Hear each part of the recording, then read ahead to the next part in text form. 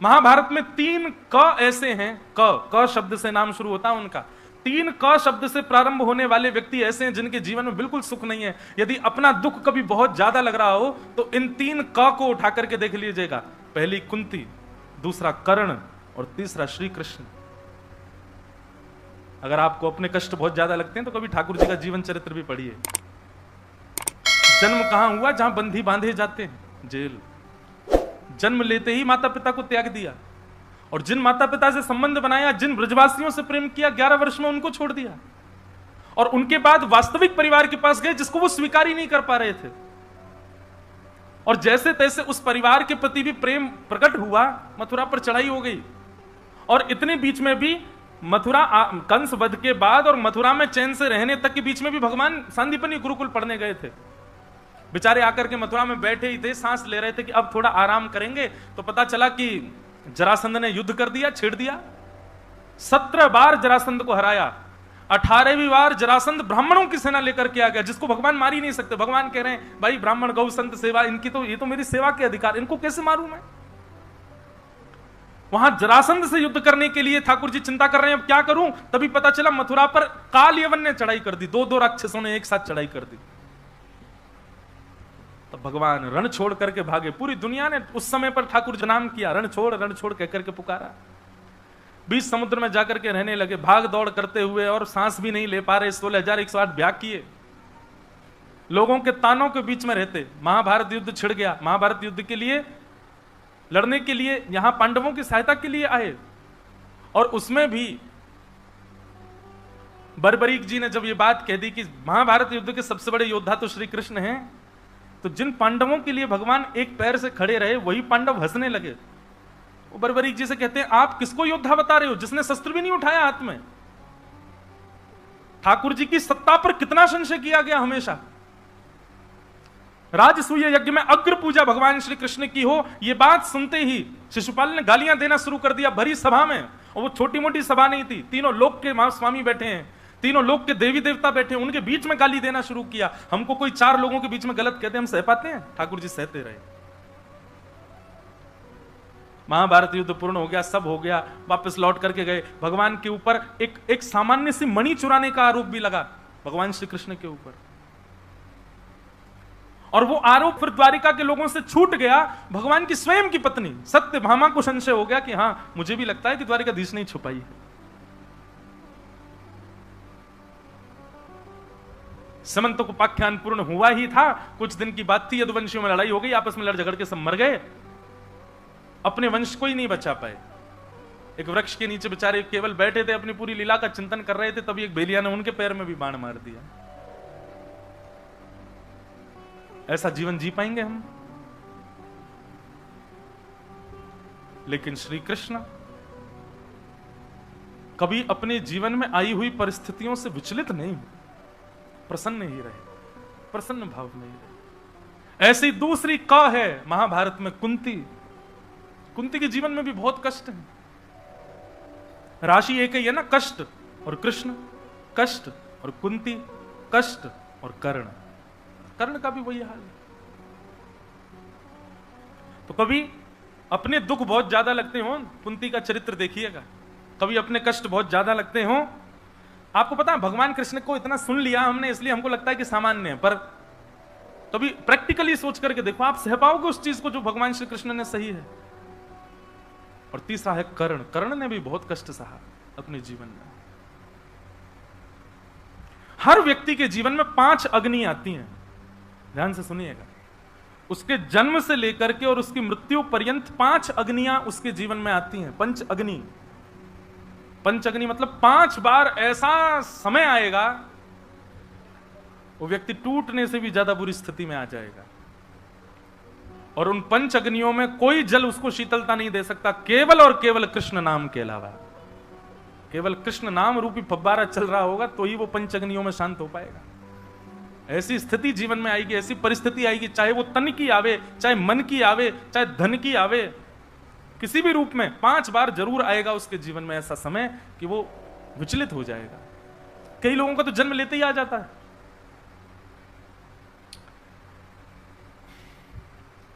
कुंती ने जब आज पुनः फैला करके भगवान से कहा कि मुझे कष्ट दे दो। भगवान बोले बुआ तुझे कष्ट भोगते भोगते तेरा पेट नहीं भर रहा, तूने आज तक सुख देखा कभी, मुझे ये तो बता, और तू आज फिर से कष्ट मांग रही है मुझसे। कुंती भगवान से कहती है अच्छा कन्हैया एक बात बताओ, आपको ये बात लगती है कि आज तक मेरे जीवन में कष्ट था?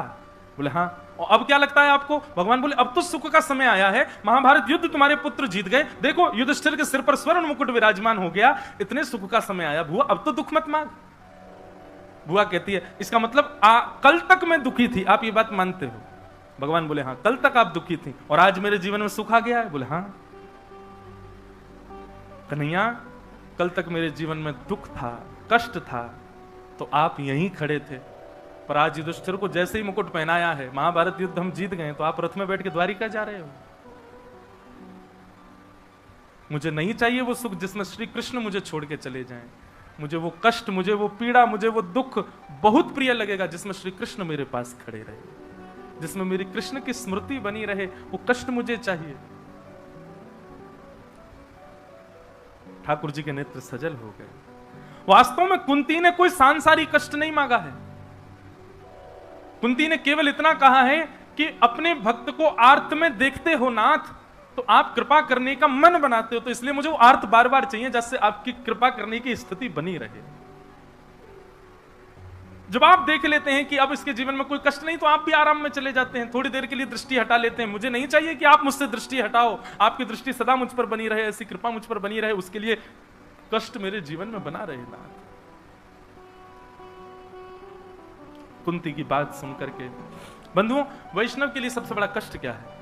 विपदो नैव विपदः संपदो नैव संपदः, विपद विस्मरणम विष्णु संपद नारायण स्मृति।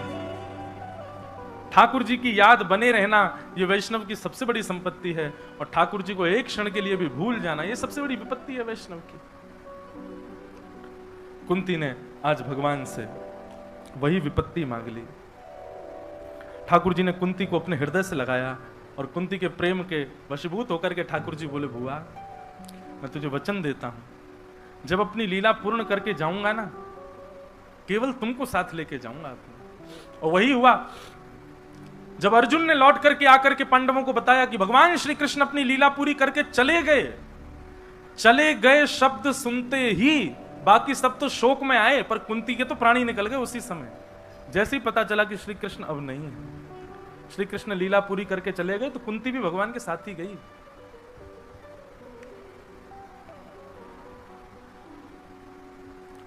कुंती ने भगवान की स्तुति गाई, भगवान ने सबको आश्वासन दिया। अब दूसरी बार भगवान रथ में आरूढ़ हुए द्वारिका निकलने के लिए। जैसे ही रथ में बैठ करके जाने लगे, युधिष्ठिर जी रोने लग गए। अब भगवान से कहने लगे बालद्विज सुहन मित्र पितृ भातृ गुरुद्वः नमेश्यान निरयान मोक्षो यापि वर्षायुता युतैः। मैंने बहुत सारे बालकों को अनाथ कर दिया, बहुत सारी माताओं को विधवा कर दिया, अपनों को मार दिया, मुझे नरक जाने से कोई नहीं रोक पाएगा। ऐसी व्याकुलता युधिष्ठिर जी की देख करके भगवान बोले अब इसको समझाए बिना कैसे जाऊं मैं यहां से, और इसको समझाने का मेरा बिल्कुल मन नहीं कर रहा है। क्यों? पूरी गीता सुनानी पड़ेगी दोबारा से। जैसे अर्जुन की स्थिति हुई थी वही स्थिति युधिष्ठिर की हुई, बस अर्जुन की युद्ध से पहले हुई, इनकी युद्ध के बाद हुई। अर्जुन को भी यही लग रहा था मैं इनको कैसे मारूं, इसको भी यही लग रहा है कि मैंने उनको क्यों मार दिया। भगवान बोले अब क्या करें, तो दूसरी बार फिर रथ से उतर गए भगवान, और अब की बार भगवान बोले अब हम नहीं बोलेंगे, अब हमारा भक्त बोलेगा। और समस्त पांडवों को लेकर के भगवान भीष्म पितामह के पास गए। पितामह भीष्म ने ज्ञान उपदेश किया। बहुत बार मैंने विस्तार से भीष्म स्तुति का गायन किया है। वैसे तो हमारे जो यजमान परिवार हैं आज भी मुझसे बोल के गए महाराज जी आप क्रम की चिंता मत करो, आप तो भाव से सुनाओ। यदि मैं क्रम की चिंता नहीं करूं तो फिर आपके पीले पीले वस्त्र ऐसे ही रह जाएंगे, आज कृष्ण जन्म तो हो नहीं पाएगा। लेकिन फिर भी मैं चिंता नहीं करूंगा, मैं कथा अपने भाव से करूंगा। जहां लगेगा कि अब कृष्ण जन्म होना चाहिए तो वहां हम सूची पढ़ देंगे फिर जल्दी जल्दी कह के, और कृष्ण जन्म करेंगे। पर भीष्म स्तुति मैंने कई बार विस्तार से कही है, इसलिए इनको हम विराम दे देते हैं। भीष्म पितामह ने भगवान की स्तुति गाई। स्तुति गाने के पश्चात परीक्षित का फिर बाद में जन्म हुआ, परीक्षित के ऊपर कैसे कैसे अनुग्रह हुए वो सब बताए गए। और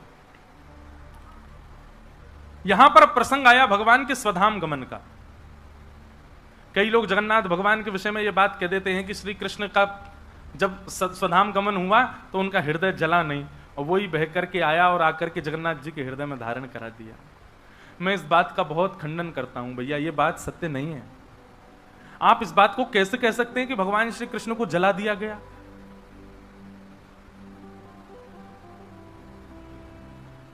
जन्माद्यस्य यतोऽन्वयादितरतश्चार्थेषु विज्ञस्वराट् तेने ब्रह्म हृदय आदि कवये मुह्यन्ति यत् सूरयः। श्रीमद् भागवत का प्रारंभ ही इसी बात से होता है कि वो जन्म और मृत्यु से परे हैं, और आप कैसे कह सकते हो कि उनका तन जला दिया?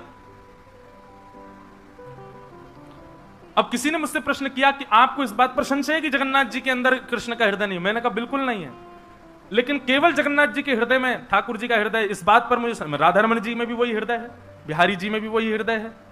और भाई इस बात पर प्रश्न ही क्यों उठ रहा है कि जगन्नाथ जी में उनका हृदय रखा है? ये कोई प्रश्न करने वाली बात है? और इस पर भी कोई प्रमाण चाहिए आपको? मुझे भी प्रमाण चाहिए भैया, मुझे नहीं लगता आपके अंदर हृदय। पहले दिखाओ मुझको, खुलवाओ इसको, ऑपरेशन करवाओ, कल दिखाओगे तब मानूंगा मैं। मुझे, अरे आप सब डेड बॉडी बैठे हो मेरे सामने, जीवित हो ही नहीं, मैं मान ही नहीं सकता, प्रमाण दो। ये भी कोई बात है? उसके पीछे फिर कहते हैं कि भगवान श्री कृष्ण का हृदय जल गया, आदि आदि है, और वो हृदय नहीं जला, वही समुद्र में बहता बहता आ गया जगन्नाथ जी के। अरे कभी पढ़िए, नील माधव भगवान विराजमान थे और इंद्रद्युम्न ने दर्शन की इच्छा रखी, पर नील माधव भगवान अंतर ध्यान हो गए। तब इंद्रद्युम्न को भगवान ने आदेश दिया कि तुम हमारा निर्माण करवाओ, हम तुम्हारे यहां श्री जगन्नाथ वेश में विराजमान होंगे। पूरी विस्तार की कथा है। अभी 28 हिसार में कथा कब है भाई? हिसार की तिथि क्या है कथा की? 27, 28, 29, 27, 28 के आसपास सितंबर में हम श्री जगन्नाथ रसामृत कहेंगे 4 दिन। सुनिएगा विस्तार से, कौन है श्री जगन्नाथ जी। और ये जो नवकलेवर होता है उसमें जो शालिग्राम जी भीतर हैं वो पधराए जाते हैं, आदि आदि, उनकी पूरी कथा हम सुनाएंगे सितंबर में, तब विस्तार से सुनिएगा। पर इस बात को कदापि अस्वीकार कीजिए कि भगवान जला दिए गए, उनका हृदय नहीं जला, वो ले आए गए। गीता में भगवान कहते हैं कि मेरे शरीर को पंचभूत में मिला हुआ समझने वाले और अग्नि तत्व से जलाने वाले, जलने वाला समझने वाले कि मेरा तत्व ऐसा है, वो व्यक्ति तो अपवित्र है, उसको देखने वाला भी अपवित्र हो जाता है। इस बात को सदैव स्वीकार करो। और श्री जगन्नाथ जी में हृदय है ठाकुर जी, वो साक्षात ठाकुर जी हैं। पर ये तो मत कहिए कि वो बह करके आया और जल गए ठाकुर जी, ऐसा तो मत कहो कम से कम, ये तो गलत है। ठाकुर जी अपनी लीला पूरी करके गए, दिव्य ज्योति में परिणत होकर आकाश में विलीन हो गए। और हमारे यहां तो कहते हैं तिरोधाय प्रविष्टोयम श्रीमद् भागवतार्णवम, भगवान की ही वह दिव्य ज्योति आकाश में भ्रमण करती रही, और जब वेद व्यास जी महाराज ने भागवत की रचना की तो वही ज्योति आकर के श्रीमद् भागवत जी में विराजमान हो गई। ठाकुर जी कहां हैं? भागवत जी में विराजमान है, विद्यमान है। तो यहां 6 महीने बाद अर्जुन लौट करके आए, द्वारिका गए थे। 6 महीने बाद आकर के उन्होंने उनकी दीनहीन दशा देख करके युधिष्ठिर जी ने पूछा, अर्जुन तुम्हारी ये दशा कैसे हुई?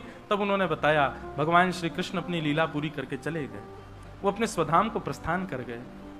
ये बात सुनते ही कुंती ने तो प्राण त्याग दिए और 5 पांडव मौन हो गए, अपने राजकीय वस्त्रों का त्याग करके वन के वस्त्र धारण कर लिए, और छोटे से बालक परीक्षित को राज्य गद्दी पर बैठा करके 5 पांडव वहां से स्वर्गारोहण को प्रस्थान कर गए।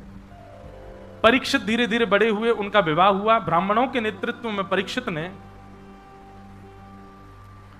शासन किया। कुछ वर्षों के पश्चात परीक्षित को कलयुग नाम का एक व्यक्ति मिला, जो कि धर्म के 3 पैर काट चुका है, 4थे पैर को काट रहा था। धर्म के 4 पैर होते हैं, सत्य, दान, दया और पवित्रता। ये 4 लक्षण यदि मेरे अंदर हैं तो मैं धार्मिक माना जाऊंगा, तो आप धार्मिक माने जाओगे। सत्य, दान, दया और पवित्रता। सतयुग में 4 चरण होते हैं, त्रेता में 3 चरण रह जाते हैं, द्वापर में 2 चरण रह जाते हैं, और कलयुग में केवल 1 चरण पर धर्म खड़ा है, उस चरण का नाम है सत्य। जब ऐसा समय आ जाएगा कि सत्य पूर्ण रूपेण नष्ट हो जाएगा, लोग भगवान की सत्ता को मानने तक अस्वीकार कर देंगे, थोड़ा थोड़ा होना शुरू हो चुका है वो भी, उसी समय कलयुग का मानो, धर्म का मानो 4था चरण भी कट गया और पूर्ण रूपेण कलयुग हावी हो जाएगा। अभी कलयुग थोड़ा बहुत भी हावी नहीं हो पा रहा है, उसका कारण है कि अभी धर्म का 1 चरण बचा है। जिस दिन वह 1 चरण भी नष्ट हो गया, इतने लोग नहीं आएंगे कथा में, जगन्नाथ मंदिर में भीड़ नहीं होगी। कलयुग जब अपने प्रचंड रूप में आएगा, उस समय ऐसा कहते हैं कि मंदिरों में केवल मूर्तियां रह जाएंगी, उनका देवत्व खत्म हो जाएगा, देवत्व वहां से प्रस्थान कर जाएगा। मंदिरों में भी ठाकुर जी नहीं रहेंगे, पंडा पुजारी जो हैं ये सब भी अपने अपने स्थिति से खराब हो जाएंगे, कुछ भी खा पी करके चले जाया करेंगे मंदिर के अंदर। ऐसी स्थिति, बहुत भयावह समय आएगा महाराज कलयुग का।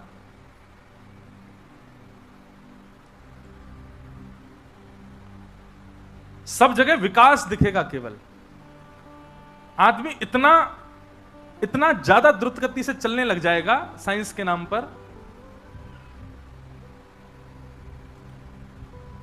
बहुत भयावह समय आने वाला है भैया। तो कलयुग में केवल एक चरण बचा है धर्म का, और वो है सत्य। कहीं ना कहीं आपको भगवान की सत्ता स्वीकार है, केवल इतना सत्य बचा है, इसके अलावा कोई सत्य नहीं है। आप ये मानते तो हो कि भगवान है, आप ये मानते तो हो कि कोई देख रहा है मेरे कर्मों को, आप ये स्वीकार तो करते हैं कि मैं जो करूंगा उसका फल मुझे भोगना पड़ेगा, भले ही बाद में भोगूं लेकिन भोगूंगा तो सही। इतना मात्र सत्य धर्म का रूप बचा है। कलयुग को पकड़ करके परीक्षित ने कहा कि तुमको राज्य छोड़ के जाना पड़ेगा। कलयुग ने कहा आप मुझे कुछ स्थान दे दो, तो 4 स्थान दिए। द्यूतम पानम स्त्रिय सूना, जुआ, उसमें कलयुग का निवास। जुआ का मतलब खेल में सट्टा लगाना ही नहीं होता है, जुआ का मतलब धन को कहीं भी गिरवी रखना, धन को कहीं भी दांव पर लगाना, वो सब जुआ है। धन को आप जिस किसी काम में दांव पर लगा देते हैं जुआ हो जाता है। दूसरा पानम, मदिरा पान, भक्ष भक्ष सेवन, दूषित वस्तुओं का सेवन, तंबाकू का सेवन, इन सब में कलयुग का निवास है। द्यूतम पानम स्त्रिय, पर स्त्री संग, पर पुरुष संग, और चौथा है सूना यानी कि हिंसा, कलेश, उसमें कलयुग का निवास है। ये 4 स्थान कलयुग के हैं। कलयुग ने कहा मेरा परिवार थोड़ा सा बड़ा, एक स्थान और दे दो, तो पुनश्च याचमानाय जात रूप मदात प्रभु। 5वां स्थान कलयुग को क्या दिया गया? बिना मेहनत के कमाया गया धन, अनीति से कमाया गया धन, छल कपट से कमाया गया धन, गलत काम करके कमाया गया धन, उन सब में कलयुग का निवास। मुझे ऐसा लगता है कि सबसे ज्यादा प्रभाव मानव के ऊपर ये 5वां स्थान करता है। एक बार को व्यक्ति द्यूतम से बच जाएगा, जुआ नहीं खेलेगा, एक बार को व्यक्ति पानम नहीं करेगा, पर स्त्री संग नहीं करेगा। लेकिन एक बात बताऊं, एक बार मैं कथा में कह रहा था कि भाई मुझे तो ऐसा लगता है कि जुआ तो लोग कम ही खेलते हैं, पानम तो लोग कम ही करते हैं, पर स्त्री संग तो कम ही करते हैं, कलेश तो कम ही करते हैं, प्रभाव शायद 5वें स्थान का ही ज्यादा है। तब मुझे किसी ने आकर के बताया, बोले महाराज जी क्योंकि आप कथा करते रहते हो ना, आपको केवल वही दिखते हैं जो कथा में बैठे हैं। बोले कथा में बाहर आप बोर्ड लगा दो, श्रीमद् भागवत की कथा हो रही है, कितने लोग आएंगे? 2-3 हजार, 5 हजार, बड़ा पंडाल, अब तो खूब भीड़ आती है। लेकिन आप बाहर बोर्ड लगा दो, भीतर कुछ गलत काम चल रहा है या कुछ भी ऐसा लगा दो, बोले आपके पास जगह कम पड़ जाएगी, इतने लोग आएंगे, इतनी भीड़ आएगी, इतना मतलब अब होता ही है। बीच रास्ते में 2 रिक्शा वाले लड़ने लग जाएं, वहां बिन बुलाए भीड़ आ जाती है, केवल देखने वालों की भीड़। हिंसा के प्रति कितनी रुचि लोगों की। मोहल्ले में पति पत्नी की लड़ाई हो जाए, सब खिड़की से झांक झांक के देखते हैं। मोहल्ले में कथा हो रही है, कोई खिड़की पे नहीं खड़ा होकर सुनता कि क्या चल रहा है कथा में। पर सबके ये सब, मैं भी ऐसा ही हूं, आप भी ऐसे ही हो, हम सब ऐसे ही हैं, पर हम चर्चा कर रहे हैं यहां पे बैठ के। द्यूतम पानम स्त्रिय सूना। अरे मोहल्ला में महाराज जी आए हैं वृंदावन से, आन दो हमारो कालेंगे। अरे वो पड़ोसी है ना, उसका बेटा देख पी के पड़ा है, पूरी छत पे खड़े हो जाएंगे सारे परिवार के लोग, कैसे पी के आया। ये कैसी रुचि है लोगों की। मदिरा पान करके मंच पर जाने वाले, मदिरा पान और भक्ष भक्ष सेवन, दूषित अन्न खाने वाले लोगों के कितने सारे लोग फॉलोअर हो जाते हैं, कितने सारे लोग उनको अपना आदर्श मान लेते हैं।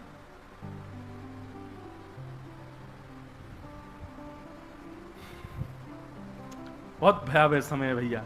द्यूतम पानम स्त्रिय सूना, यत्रा धर्मस चतुर्विधः, पुनश्च याचमानाय जात रूप मदात प्रभु। 5 स्थान है कलयुग के, केवल 5।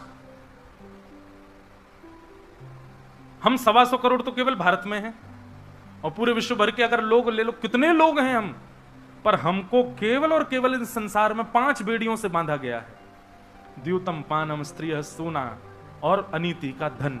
इन पांचों की वजह से ही हम कलयुग में जी रहे हैं। कहीं ना कहीं तो हमारा प्रवेश है, ढूंढिए कहां है प्रवेश।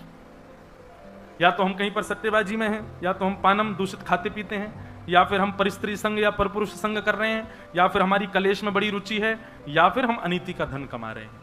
इन पांचों से जो मुक्त हो गया है, ऐसे व्यक्ति पर कलयुग का प्रभाव नहीं हो सकता।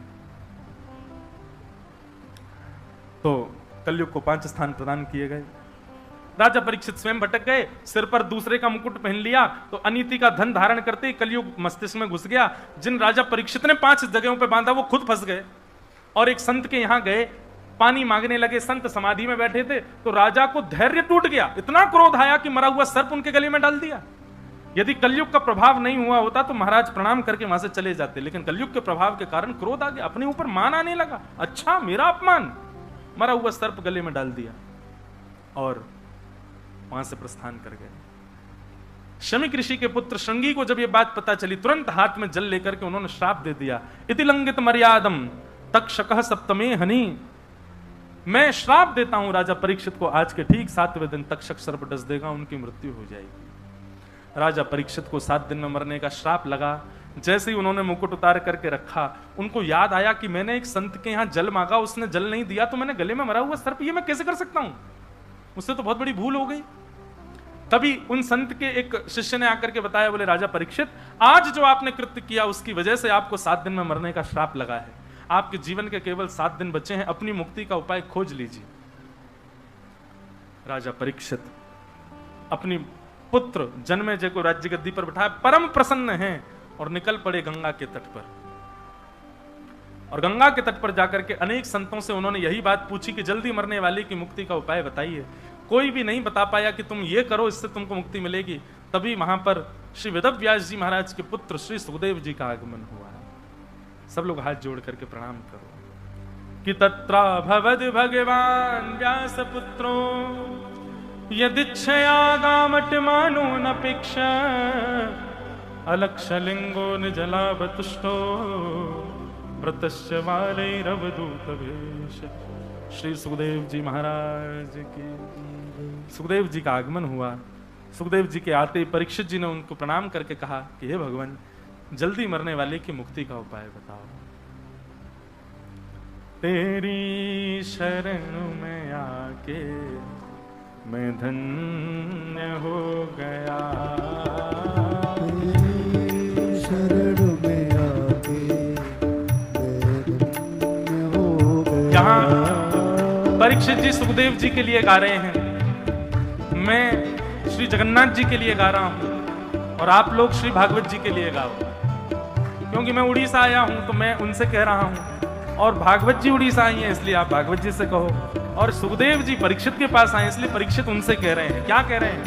तेरी शरण में आके मैं धन्य हो गया, तेरी शरण में आके मैं धन्य हो गया। जन्मों की प्यास थी जो, जन्मों की प्यास थी जो, जन्मों की प्यास थी जो, जन्मों की प्यास थी जो, संपन्न हो गया। तेरी शरण में आके मैं धन्य हो गया, तेरी शरण में आके मैं धन्य हो गया। श्री जगन्नाथ महाप्रभु की।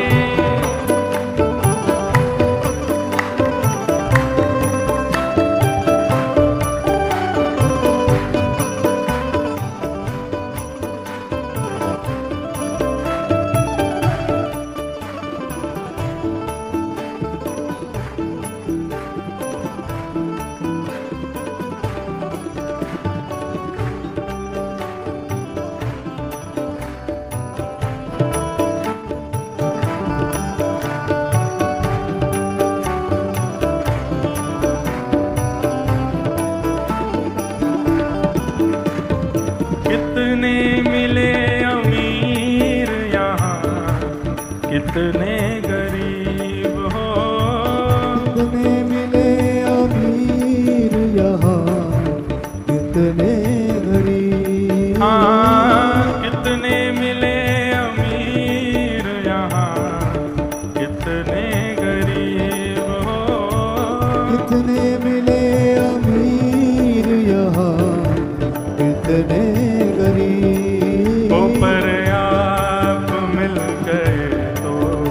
पर आप मिल गए तो, पर आप मिल गए तो, पर आप मिल गए तो मैं धनवान हो गया। पर आप मिल गए तो धनवान हो गया। तो तेरी शरण में आके मैं धन्य हो गया। तेरी शरण में आके मैं धन्य हो गया।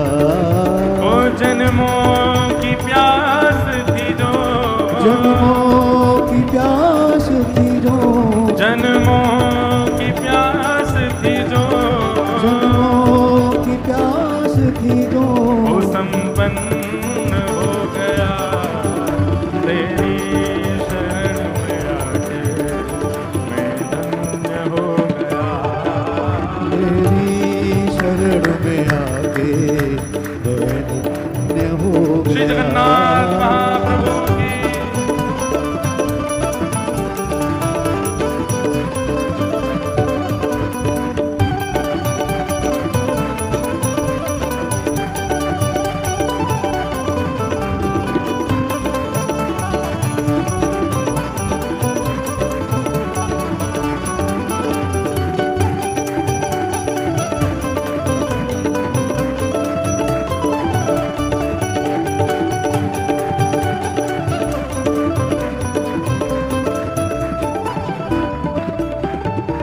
करना कभी ना दूर प्रभु चरणों से आप हो। करना कभी न दूर प्रभु चरणों से आप। करना कभी ना दूर प्रभु चरणों से आप हो। करना कभी न दूर प्रभु चरणों से आप।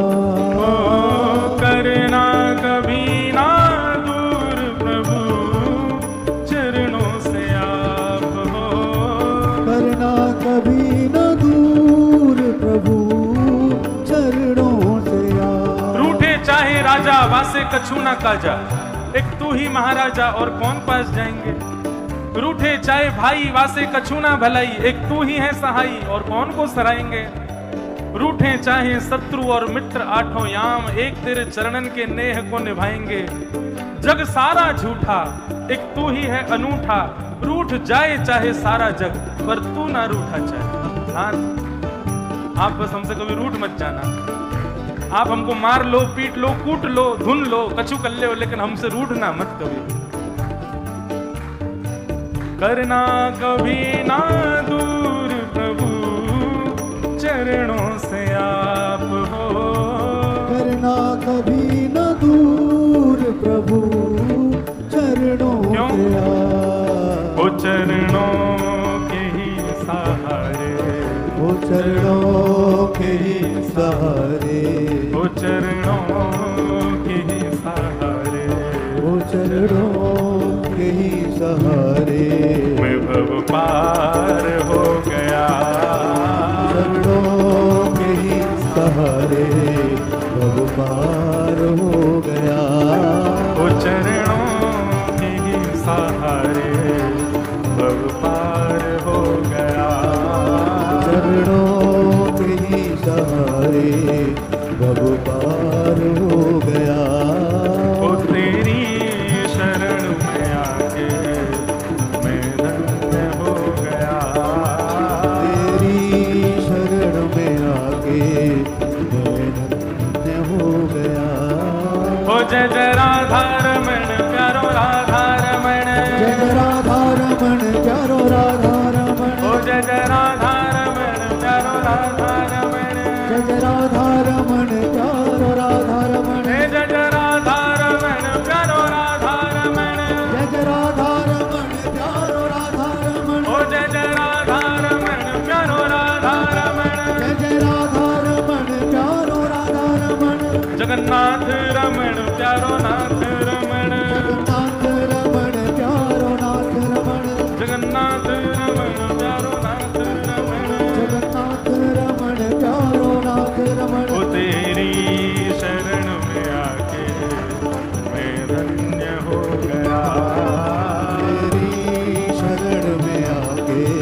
मैं धन्य हो गया। वो तुझको अपना बना के मैं धन्य हो गया। तुझको अपना बना के श्री जगन्नाथ महाप्रभु की। सदगुरुदेव की प्राप्ति हो गई परीक्षित को, और तुरंत चरणों में प्रणाम करते हुए कहा, भगवान मेरे जीवन के केवल 7 दिन बचे हैं, मेरी मुक्ति का उपाय बताओ। और यहां से श्री सुखदेव जी महाराज अब कहना प्रारंभ करते हैं। वरीयानेशते प्रश्न कृतो लोकहितं नृप आत्मवित् सम्मतः पुंसा श्रोतव्यादिषु यः परः। केवल एक बात विशेष सुखदेव जी की हम सुने, फिर हम जल्दी जल्दी अब बढ़ेंगे आगे। सुखदेव जी कहते हैं, परीक्षित तुम्हारे मन में यह बात नहीं आती कि तुमको मरने का श्राप दिया तो ऐसा क्यों नहीं कहा कि अभी इसी वक्त तक्षक सर्प जाए और जाकर के परीक्षित को डस दे और उसकी मृत्यु हो जाए? ये 7 दिन की अवधि तुमको देना, क्या इसमें कोई तुमको कोइंसिडेंस नहीं लगता कि ऐसा क्यों किया? देखो यही तो गुरु की पहचान है। गुरु वही जो उत्तर देवे ना, गुरु वही जो प्रश्न करना सिखावे। गुरु वो होता है जो ये सिखावे कि प्रश्न किया कैसे जाता है। तुम कह रहे हो जल्दी मरने वाली की मुक्ति का उपाय बताओ, कितने दिन बचे तुम्हारे? 7 दिन बाद मृत्यु। क्यों 7 दिन क्यों मिले हैं तुमको? क्या तुम इस बारे में विचार नहीं करोगे? तो तुम्हारे मन में यह बात आ सकती है कि शायद एक ब्राह्मण ने तुमको श्राप दिया है, तो ब्राह्मण ने यह विचार किया होगा दया करके कि चलो 7 दिन अवधि दे देते हैं, अपनी मुक्ति का उपाय ढूंढ लो। तो अगर 7 दिन में तुम मुक्ति का उपाय ढूंढ रहे हो, तो ऐसा नहीं है कि मुक्ति के लिए 7 दिन की आवश्यकता है। मुक्ति के लिए कितनी देर की आवश्यकता होती है?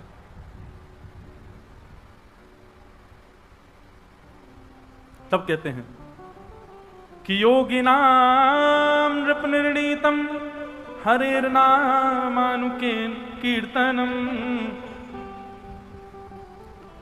अन्ते नारायण स्मृति।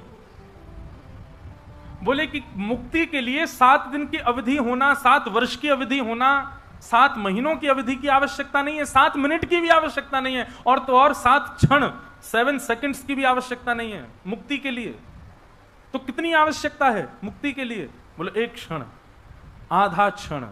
मतलब बोले कि अगर आज 7वां दिन होता और तुम्हारे प्राण निकल रहे होते, और प्राण भी तुम्हारे पूरे शरीर, प्राण ऐसे नहीं निकलते हैं केवल एक स्थान, पहले पैरों से प्राण निकलते निकलते निकलते ऊपर आते हैं, गर्भ से फिर छाती में आते हैं, और कंठ में आकर के मुख से प्राण निकल जाते हैं। बोले तुम्हारे सर्वांगीण अंग से प्राण जा चुके होते, केवल मुख से प्राण निकलने वाले होते उस अंतिम क्षण में। और इसको कितनी देर लगती है प्राण निकलने में? 1 क्षण लगता है, 1 सेकंड में निकल जाते हैं, पर निकलते नीचे से ऊपर तक है। तो बोले तुम्हारा आधा क्षण हुआ होता, बस तुम्हारी अंतिम श्वास ले रहे होते प्राण निकलने की, उस समय यदि मैं आ जाता और तुम्हारे कान में केवल कृष्ण कह देता, तो भी तुम्हारी मुक्ति हो जाती। मुक्ति के लिए कितना समय चाहिए? 1 क्षण से भी कम।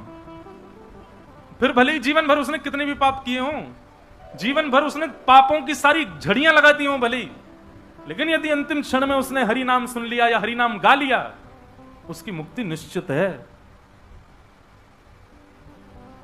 और तुमको एक ब्राह्मण बालक ने 7 दिन की अवधि दे दी, क्यों? इस पर विचार नहीं आ रहा तुम्हारे चित्त में? परीक्षित कहते हैं, भगवान आप ही आज्ञा करो ना, मैं क्या करूं? बोले 7 दिन की अवधि मिली है, इससे यह बात प्रमाणित होती है कि तुमको मुक्ति के लिए 7 दिन नहीं मिले हैं। मुक्ति के लिए तो 1 क्षण भी काफी है। तो फिर किसके लिए मुझे 7 दिन की अवधि मिली है? बोले 7 दिन की अवधि, मुक्ति का मतलब क्या होता है? मृत्यु के बाद भगवत प्राप्ति। पर तुमको 7 दिन की अवधि मिली है, इसका मतलब मरने के बाद भगवत दर्शन करो, इसके लिए तुमको 7 दिन नहीं मिले हैं। 7 दिन बाद प्राण निकले, निकलने से पहले भगवान का दर्शन कर लो, इसके लिए 7 दिन मिले। और वो केवल और केवल एक चीज से होगा, क्या? तुम मुक्ति मत मांगो, तुम तो भक्ति मांगो, भक्ति की कामना करो। परीक्षित, मुक्ति की कामना नहीं, भक्ति की याचना करो। मैंने जीवन भर कथा करी, आपने जीवन भर नाम जप किया, जगन्नाथ भगवान को खूब भजा, और उसके बाद आपको क्या मिल गई? क्या मिली? मुक्ति। भगवान का नाम भजोगे तो मुक्ति मिलेगी। लेकिन जैसे ही आपको मुक्ति मिली तो आप कहां गए? वैकुंठ गए। तो वैकुंठ गए तो जहां आपको बैठने के लिए स्थान दिया गया, बोले हाँ भाई कहां से आओ? राहुल किला से आए हो? अच्छा तुमने बहुत भजन किया है, अच्छा चलो आओ, मुक्ति मिल गई, बैठो यहाँ पे बैठ जाओ, मिल गई मुक्ति। अब जहां आपको बैठने का स्थान मिला, आपने देखा नहीं देखूं और कौन कौन आया यहाँ पे। आपने जब नजर घुमा करके देखा तो 2-4 आदमियों के बाद ही देखा 10 मुंह वाला रावण भी वहीं बैठा था, उसको भी मुक्ति मिली है। तभी आपने देखा विशाल विकराल जटाओं वाली बैठी, आपने बगल वाले से पूछा ये कौन है? बोले ये पूतना है जिसने जो भगवान को मारने गई थी, उसको भी मुक्ति मिली है। बोले भगवान के हाथों जो मारा सबको मुक्ति मिली है।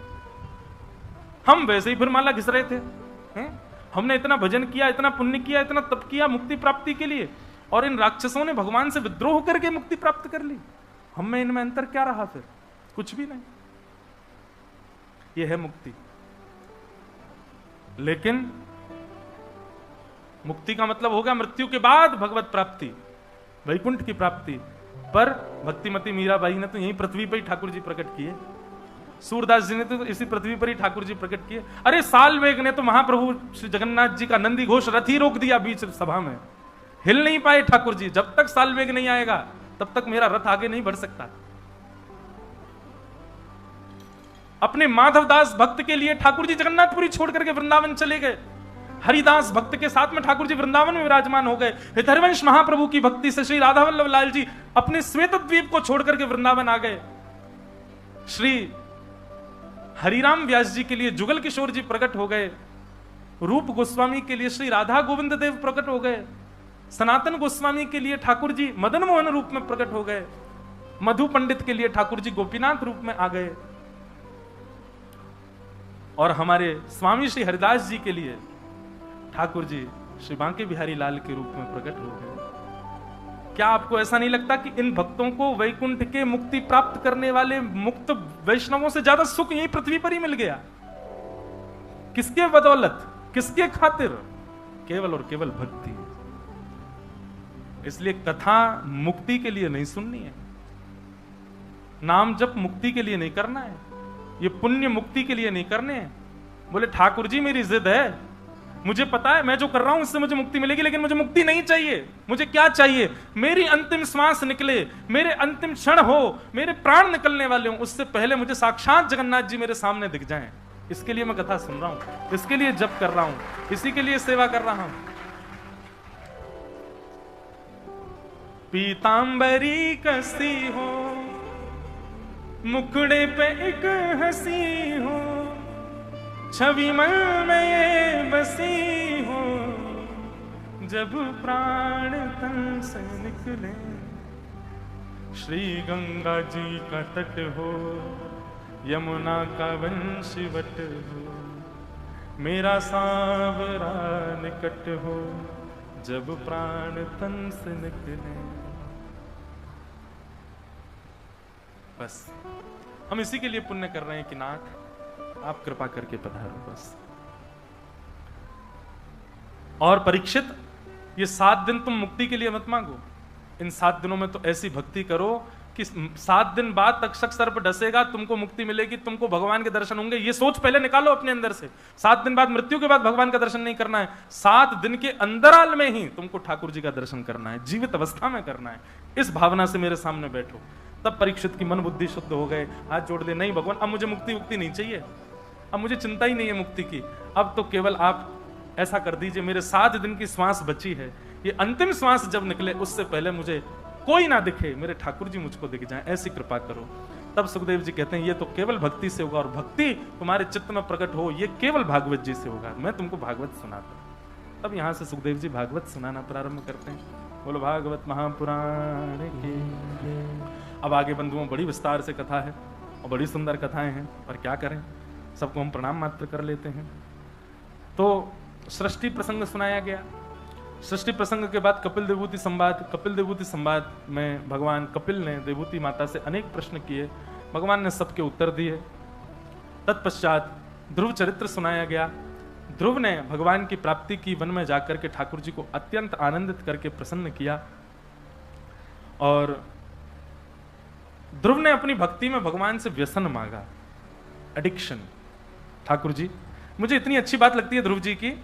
ध्रुव जी भगवान से कहते हैं, भगवान कहते हैं वरदान मांगो, ध्रुव क्या चाहिए? तो ध्रुव जी कहते हैं कि भक्ति मुह प्रवहताम त्वयि में प्रसंगो भूयादनंत महताम अमलाशयाना ये नांजसोल्वण मुरुव्यसनम भवाब्धिन निश्चय भवद्गुण कथा मृतपानमतः। देखो, एक बात मैं 2-3 कथाओं से कहता आया हूं, आपको भी कहूं। भक्ति में यह जरूरी नहीं कि आप कितनी देर बैठते हो ठाकुर जी के सामने। भक्ति में यह जरूरी नहीं आप कितनी परिक्रमा लगाते हो। भक्ति में यह जरूरी नहीं आप कितनी माला करते हो। भक्ति में यह जरूरी नहीं आप ठाकुर जी का कैसा श्रृंगार करते हो, कैसा भोग पधराते हो। यह सब आवश्यक नहीं है। भक्ति में आवश्यक क्या है? आपका प्रस्तुतिकरण कैसा है, आप ऑफर कैसे करते हो ठाकुर जी को। जो भी कर रहे हो वो किस प्रकार से, आपके भाव कैसे हैं उस समय। हम लोग करते हैं ना कि लोगों से पूजा करते हो, सुबह सुबह कुछ करते हो, पढ़ो, हाँ हनुमान चालीसा करता हूँ। दूसरे दिन सुनने बैठो, कैसे करता हूँ,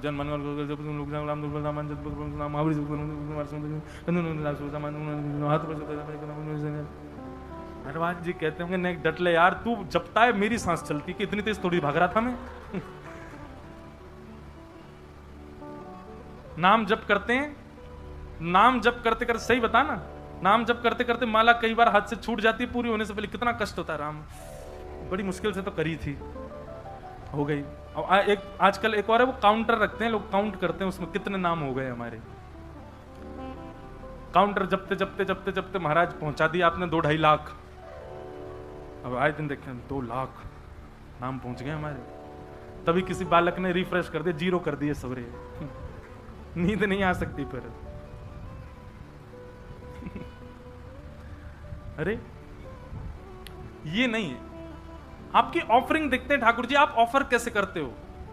मैं कहा करता हूं कि पाव भाजी ढकेल पे खाओ बाहर रोड पे, कितने रुपए की मिलेगी? 15 रुपए की मिलेगी। वही पाव भाजी 7 स्टार होटल में जाके ऑर्डर करो, 1000-1500 की मिलेगी। अंतर क्या है? ऑफर। आपको वो उसका प्रस्तुतिकरण, उसकी ऑफरिंग देखो। वो आपको एक सामान्य से कागज की थाली में दे रहा है, वो एसी चल रहे हैं महाराज, बढ़िया झूमर लगा, महंगा वाला ऊपर टेबल पे बैठे हो, और महंगा तो मिलेगा ही। ठीक वैसे ही भक्ति में आपका प्रस्तुतिकरण देखते हैं ठाकुर जी। स्तुति सब गाते हैं, पर हर किसी की स्तुति का प्रस्तुतिकरण देखो। अब यहां पर ध्रुव जी क्या कह रहे हैं भगवान से कि नाथ मेरी भक्ति पता कैसी हो, मेरी भक्ति ऐसी हो जैसे एक व्यसनी होता है, व्यसनी व्यक्ति होता है, एक नशेड़ी व्यक्ति की तरह मेरी भक्ति हो। भगवान बोले क्यों, तुम व्यसन की तरह भक्ति क्यों करना चाहते हो? बोले महाराज व्यसनी व्यक्ति में एक बहुत अच्छा गुण होता है। बोले कैसा गुण होता है? बोले व्यसनी व्यक्ति हर चीज में यही सोचता रहता है मैं अपना व्यसन कैसे भोगूं। जैसे आज मौसी के बच्चे आए हैं, आज तो हम पिएंगे, मौसी के बच्चे आए। आज बहन की शादी, आज तो रह ही नहीं सकते, आज तो शादी है। उसको हर चीज में क्या बहाना चाहिए, मुझे पीना है, मुझे खाना है। आज क्या हो गया, आज लाइट चली गई, राहुल केला की 12 घंटे की लाइट, आज तो पीना ही पड़ेगा, क्या करें, रात कैसे कटेगी हमारी, ऊपर छत पे पिएंगे। आज मेरा विवाह पक्का हो गया, खुशी में पीऊंगा। 4 दिन बाद लड़की ने मना कर दिया, मुझे तुमसे ब्याह नहीं, दुख में पीऊंगा। पीना तो मुझे है। मैं फर्स्ट रैंक से पास हो गया, तब तो पीना पड़ेगा। फेल हो गए बेटा तुम, अब तुम कुछ नहीं कर पाओगे, तो गम में तो पीऊंगा ही मैं। अरे कहां तक बताएं महाराज, ये तंबाकू आदि खाने वाले कैसे कैसे व्यसनी होते हैं। वो कथा में 3 घंटा बैठ थोड़ी सकते हैं। कीर्तन कथा में गाया जाता है ताकि सबकी सुस्ती चली जाए, ताकि सब लोग करताल बजाएं, थोड़ा नहीं आनंद और आवे। पर व्यसनी व्यक्ति तो ये सोचता है महाराज जी कीर्तन कब करेंगे। कीर्तन होते ही वो अभी आता हूं लघु शंकर, वो गिजाएगा, खा के आएगा। कैसा व्यसनी? व्यसनी व्यक्ति केवल बहाने ढूंढता है व्यसन को भोगने के। ध्रुव जी कहते हैं नाथ मैं भी व्यसनी व्यक्ति की तरह हो जाऊं, मैं भी केवल बहाने ढूंढा करूं आपका भजन करने के लिए। आज क्या है भाई, आज तुम पास हो गए, आज तो मैं भजन करूंगा, पास हो गया। फेल हो गए, आज तो भजन करना पड़ेगा, फेल हो गया। आज क्या है, बहन की शादी है, आज तो भजन करना पड़ेगा। मौसी के बच्चे आए, चलो सब मिलके भजन करेंगे। लाइट आ गई, एसी चल रहा है, एसी में बैठ के करेंगे। लाइट चली गई महाराज, तो क्या ऊपर छत पे बैठ के करेंगे। आज माँ ने पाव भाजी बनाए, फिर तो पाव भाजी खाने के बाद ही करेंगे। आज तो व्रत है, व्रत में तो करना ही चाहिए। ध्रुव जी की स्तुति का देखो प्रस्तुतिकरण, ठाकुर जी से कह रहे हैं कि नाथ मुझे व्यसनी बना दो। और ये बात कोई मनगढ़ंत नहीं, लिखा है ये नांज सोल व्यसनम भवाब्धिम, मुझे व्यसन लग जाए आपकी कथा सुनने का। जीवन की कैसी भी स्थिति आए, उस हर स्थिति में व्यसनी केवल व्यसन ढूंढता है। मैं जीवन की हर स्थिति में केवल ये सोचूं कि चलो ठाकुर जी को भज लिया जाए, मेरा जीवन ऐसा एक व्यसनी के भांति कर दो नाथ। भगवान खूब जोर से हंसे ध्रुव जी की स्तुति सुन के, वाह ध्रुव, हम तुमसे बहुत प्रसन्न हैं। बस यही तो हमारा उद्देश्य, हम उनको प्रसन्न करना चाहते हैं, हमारी प्रस्तुतिकरण ऐसी हो। दाल चावल बना दिए, भोग लगा दिया ठाकुर जी का, ठाकुर जी भी ऊब जाते हैं, रोज 100 ही बना दे, कुछ नया तो करो, कुछ नवीनता तो लाओ उसमें, कुछ तो उसमें नवीनता करो। रोज एक ही स्तुति ठाकुर जी को सुना देते हो, उससे कब कितनी दिन मन लगेगा ठाकुर जी का? ठाकुर जी कुछ ना कुछ नवीन करते रहो ना। मैं कहता हूं इसको अपनी भाषा में रोलर कोस्टर भक्ति करो ठाकुर जी की। कभी तो ले गए ऊपर महाराज, ठाकुर जी बैठे, हाँ हाँ अब क्या करेगा पता नहीं, नीचे आ गए अब तो, ओ ठाकुर जी आनंद देते रहे, हंस रहे ठाके मार के, बोले यहाँ के संग बहुत आनंद आवे भाई, बहुत आनंद करावे मुझे। कभी तो खूब ऊंचो ले जाए, कभी ऐसा महाराज नीचे घुमावे, पेट में गुदगुदी कर दे मेरी। ठाकुर जी को ऐसा सुख मिले, ऐसी भक्ति करो ना ठाकुर जी की। 50 साल हो गए एक ही तरीका से वही चल रहा है, जैसा 50 साल से है वैसी भक्ति चल। ठाकुर जी नहीं बैठते फिर वहां पे, अपना प्रतिनिधि छोड़ दे, तो तुम रहो यहाँ पे, अपनी मूर्ति को तू रहे यहाँ पे, तू ही खा इसके दिन के रोज के चना बादाम, मुझ पे नहीं खपते। तो ध्रुव जी की स्तुति से हमने ये सीखा, ध्रुव जी ने भगवान की स्तुति गाई। इन्हीं के वंश में आगे चल करके राजा अंग हुए, उनके बेटा बैन हुए, बैन के पुत्र पृथु हुए। पृथु महाराज ने भगवान की स्तुति गा करके 10,000 कान मांगे। ऐसे पृथु महाराज को हम प्रणाम करते हैं। फिर आगे चल करके महाराज भूगोल खगोल का वर्णन किया गया और नरकों का वर्णन करते हुए अजामिल उपाख्यान सुनाया गया। तत्पश्चात वृत्रासुर की स्तुति सुनाई। वृत्रासुर ने भगवान की स्तुति गाई है, अहम हरे तव पादैक मूल दासानुदासो। जितने भी वैष्णव यहां बैठे हैं, वृत्रासुर की स्तुति निकालिए प्रिंट और याद कीजिए, रोज गाया कीजिए अपने ठाकुर जी के आगे, और अर्थ आज सुनकर के जाइए वृत्रासुर कहता क्या है अपने ठाकुर जी से। श्रीमद् वल्लभाचार्य जी महाराज कहते हैं हर वैष्णव को निष्काम भक्ति किसको कहते हैं, ये वृत्रासुर से सीखो। वृत्रासुर की कथा भी कई बार मैंने विस्तार से सुनाई है। यहां हम अन्य कथाओं का विस्तार करेंगे राहुल किला में, जो जो हमके रह जाती हैं कथाओं में। आज तो नंदोत्सव कर दें, फिर कल से वेणु गीत युगल गीत प्रयास करेंगे, अगर उनका विस्तार हो पाया तो उन्हीं का भाव रखेंगे। और कल कथा में श्री गिरधर लाल जी भी पधारेंगे। बोलो गिरधर लाल प्यारे की। कल एक कोई टीवी या 2 टीवी ऐसे लगवा देना इधर, क्योंकि हमारे लाल जी छोटे से दूर से दिखेंगे नहीं, तो एक टीवी में कैमरा वाले भैया थोड़ा फोकस करके दिखाएंगे तो आप सबको दिख जाएंगे। कल ही आएंगे ना, कल पधारेंगे। कल श्री गिरधर लाल जी पधारेंगे, 56 भोग यहाँ होगा उनका, बड़े आनंद के साथ हम लोग करेंगे उत्सव। तो वृत्रासुर क्या कहता है, बहुत ध्यान से सुनो। अहम हरे तव पादैक मूल दासानुदासो भवतास्मि भूय मनस्मरेता सुपतिर्गुणांस्ते गृणीत वा कर्म करो तुकाय। वृत्रासुर कहता है नाथ मुझ पर ऐसी कृपा कर दो, मैं आपके दासों के दासों के दासों के दासों का दास बन जाऊं, ऐसी कृपा करो। बंधुओं, ठाकुर जी का दास बनना बहुत इजी है, बहुत सबसे सरल काम है जगन्नाथ भगवान का दास बनना, और सबसे कठिन क्या है, भगवान के दासों का दास बनना। क्यों? आप जानते हो क्योंकि कि आप जगन्नाथ जी को कुछ भी ऑफर करोगे, कुछ कहेंगे थोड़ी सब स्वीकार कर लेंगे, पर उनके दास तो आपको टोक देंगे। गले में सूखी माला पहना दी, तुरंत उतार के धर देंगे। भोजन में यदि रोटी जली भई तो पाएंगे नहीं, छेना पूड़ा ज्यादा ही जला हुआ तो कौन खाएगा। एक जगह मैं गया, वहां छेना पूड़ा, बोले महाराज जी खाओ। मैंने कि अरे भैया हम बहुत खा लिए, बहुत दिन से खा, नहीं ये तो खाने पड़ेगा। अब अंदर अंदर का तो खा गए, वो बाहर जला हुआ छोड़ दे, बोले ये नहीं खा, ये तो सबसे ज्यादा इंपॉर्टेंट होता है। अब वो इतना जला हुआ था कि उसको कैसे खाया जाए, खा तो गए, पूरा मुंह काला पड़ गया। तो भाई ठाकुर जी खा सकते हैं, ठाकुर जी सब प्रकार की आपकी सेवा स्वीकार कर लेंगे, पर वैष्णव की सेवा करोगे, वैष्णव तो टोक देगा आपको, ऐसे नहीं कर सकते। ठाकुर जी को कैसे भी प्रणाम करो, बेचारे यूं ही खड़े रहेंगे। वैष्णव को गलत प्रणाम किया तो आपको टोकेगा, ऐसे प्रणाम नहीं करते, ऐसे प्रणाम करो। वैष्णव की सेवा करना, दासों की सेवा करना, वो तो कठिन है। ठाकुर जी के आगे झुकना तो कोई भी झुक जाता है, ठाकुर जी के दासों के आगे झुक के दिखाओ, तब माने। भारी गर्मी पड़ रही है, फर्श बिल्कुल गर्म हो गया, तभी कोई वैष्णव दिख जाए तो नियम है कि जहां दिख जाए वहीं प्रणाम करो। कैसे करोगे? पृथ्वी तो गर्म है, नहीं कर सकते। दास बनना ठाकुर जी का बहुत सरल है, पर दासों का दास बनना बहुत कठिन है। ठाकुर जी के दासों का दास नहीं बना। तो वही बात यहां वृत्रासुर कह रहे हैं, नाथ सरल भक्ति क्यों करूं मैं? आपका दास तो पूरी दुनिया है, मैं आपका दास नहीं बनना चाहता। बोले तो क्या बनना है? बोले दासानुदासो भवतास्मि भूय, दासों के दासों का दास बनाओ। ठाकुर जी बोले अच्छा, तुम जरूर हमको ये, आज की भाषा में कहूं तो बटरिंग कर रहे हो, ये हमको तुम केवल लुभाने के लिए ये चिकनी चुपड़ी बातें कर रहे हो, ताकि तुम्हारी बातों से हम रीझ करके कह दें कि कुछ मांग लो, और सही तुम हमसे कह दो कि ब्रह्मा की पदवी दे दो। हम सब जानते तुम्हारी बात। वृत्रासुर कहता है क्षमा करें भगवान, लेकिन जो मैं चाहता हूं वो आप दे ही नहीं पाओगे। अच्छा, क्या मांगना चाहते हो बताओ? तब वृत्रासुर दूसरे श्लोक में कहता है, न नाक पृष्ठम न च पारमेष्ठम न सार्वभौमम न रसाधिपत्यम न योग सिद्धिर न पुनर्भवम वा समंजसत्वा विरह्य कांक्षे। ना ही मुझे इंद्र की पदवी चाहिए, किसी भी देवी देवता का स्थान मुझे नहीं चाहिए, पृथ्वी का भी राजा मुझको मत बनाइए। भगवान बोले तो क्या चाहिए? बोले पहले वचन दो, जो मांगूंगा सो दोगे। भगवान बोले ये वरदान मांगने से पहले जो यूं कहते हैं ना वचन दो, जो मांगूंगा सो, वो जरूर कुछ विचित्र ही मांगते हैं। क्या चाहिए बताना?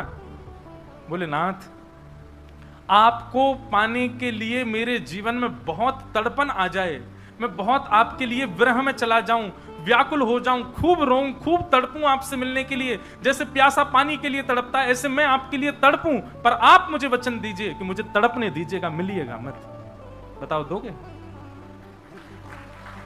ठाकुर जी स्तब्ध हो गए, भाई ये कैसी भक्ति तेरी? भजन करेगा, मुझे पुकारेगा, भजेगा, पर ये भी चाहता है कि मिलना मत। क्यों? क्योंकि ठाकुर जी जब आपसे मिलने की तड़प होती है ना, तो रोम रोम को आप स्पर्श करते हो, पर जब आप मिल जाते हो तब केवल आंखों को दिखाई देते हो। दर्शन जब होता है तो केवल नेत्रों को दिखाई देते हो, लेकिन जब विरह होता है तो बुद्धि, मन, कान, आंख, जिह्वा, हाथ, पैर, समस्त इंद्रियां केवल यही बचती हैं कि कब मिलेंगे, कब मिलेंगे, कब मिलेंगे। नाथ मैं केवल नेत्रों को सुख नहीं देना चाहता, मैं तो सर्वांगीण अंग से आपका होना चाहता हूं, और सर्वांगीण अंग आपको तब याद करता है जब आप सामने नहीं होते, इसलिए मुझे आपका विरह चाहिए। समंजसत्वा विरह्य कांक्षे।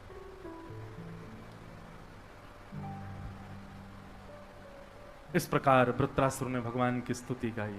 बोलो भक्त वत्सल भगवान की। ऐसे ऐसे प्रसंग हैं भैया भागवत में, कहां ले जाएं हम इनको। इतनी कथा करते हैं पर हर बार हर कथा में कुछ नवीन भाव प्रकट हो जाता है। आगे श्रीमद् भागवत में प्रहलाद चरित्र सुनाया गया, जहां पर भक्त प्रहलाद ने एक विपरीत कुल में, विपरीत खानदान में, विपरीत परिवार में, विपरीत समाज में, विपरीत माहौल में रह करके भी भगवान को प्राप्त किया। मैं कहा करता हूं कथा में, माताजी डॉक्टर, पिताजी डॉक्टर, और उसके बाद बेटा भी डॉक्टर बन जाए कोई बड़ी बात नहीं है। लेकिन माताजी भी डॉक्टर नहीं है, पिताजी भी डॉक्टर नहीं है, परिवार में दूर दूर तक कोई वैद्य नहीं है, और फिर बेटा डॉक्टर बन के निकले तो उसकी बड़ी प्रशंसा होती है। ये भी भक्त हैं, वो भी भक्त हैं, आगे भी भक्त हैं, पीछे भी भक्त हैं, चारों तरफ भक्ति भक्त हैं, उसमें तुम भी भक्त हो गए, कोई बड़ी बात थोड़ी है। लोग बात कहते हैं महाराज जी स्कूल का माहौल हमारा ऐसा, कॉलेज का ऐसा, कॉलेज वहां ऑफिस का माहौल बड़ा अलग सा है, वहां हम भक्ति नहीं कर पा रहे हैं, क्या करें? प्रहलाद जी का चरित्र सुनो। प्रहलाद जी ने माहौल का त्याग नहीं किया, प्रहलाद जी ने परिवार का त्याग नहीं किया, प्रहलाद जी ने विद्यालय का त्याग नहीं किया, प्रहलाद जी ने राक्षसत्व का त्याग नहीं किया, हर चीज को स्वीकार किया, क्योंकि सब वस्तु भगवान ने प्रदान की है। सबको स्वीकार करते हुए सबके बीच रह करके भजन किया। इसलिए भैया परिस्थितियों को मत कोसो ठाकुर जी के भजन के लिए।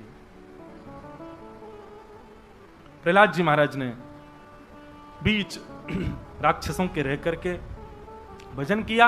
आज पिता ने प्रहलाद जी को पकड़ करके कहा, तेरा स्वामी, तेरा नाथ हरि कहां है, बता मैं आज उसको देखूं। बोले खंबायु अग्निम सलिलम महिम च ज्योतिम से सत्वानि दृशो द्रुमादिन यत्किंच भूतम प्रणमेद अनन्यम। पिताजी सरित समुद्रांश हरे शरीरम, संसार में दिखने वाली हर वस्तु हरि का शरीर है, सब कुछ हरि है, सब जगह वो विद्यमान है। बोले अच्छा इस खंबे में है? बोले हाँ मुझे दिख रहे हैं। जैसे ही खंभ भेदन किया भगवान नृसिंह प्रकट हो गए। बोलो नृसिंह भगवान की। क्या नृसिंह भगवान खंभों में रहते हैं? नहीं, खंबे में नृसिंह भगवान नहीं है। प्रहलाद के विश्वास में नृसिंह भगवान है। प्रहलाद का भरोसा है कि यहां नृसिंह है, इसलिए भगवान वहां नहीं जहां मंदिर, भगवान वहां जहां आपका विश्वास।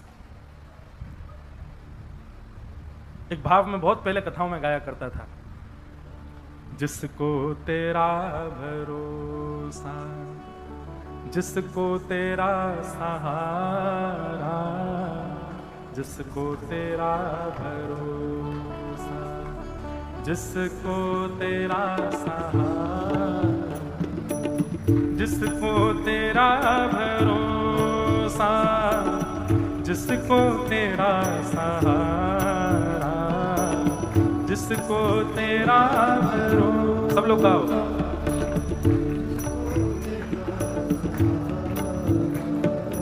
मझधार क्या करेगा, मझधार ही किनारा, मझधार क्या करेगा, मझधार ही किनारा, जिसको तेरा भरोसा, जिसको तेरा सहारा, जिसको तेरा भरोसा, जिसको तेरा सहारा।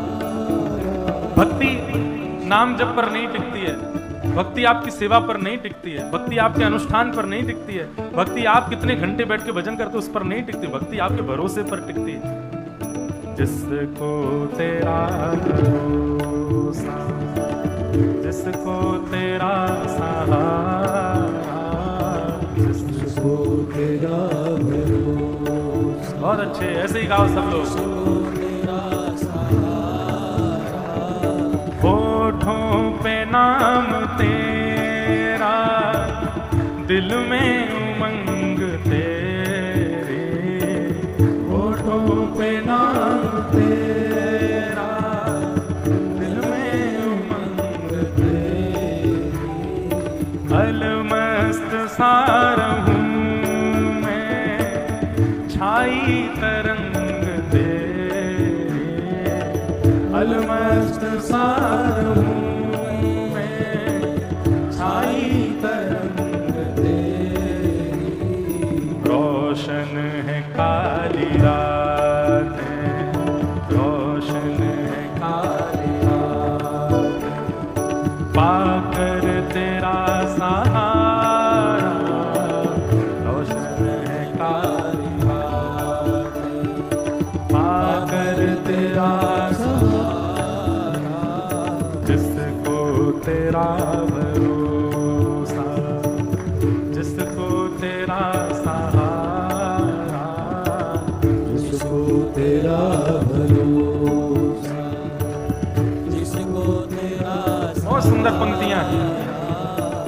तेरी कृपा से भगवन भक्तों की नाव चलती, तेरी कृपा से भगवन भक्तों की नाव चलती, तूफान आंधियों में उनको भी राह मिलते, तूफान आंधियों में उनको भी राह मिलती, तैयार तू है हरदम, तैयार तू है हरदम, जब भी तुझे पुकारा, तैयार तू है हरदम, जब भी तुझे पुकारा।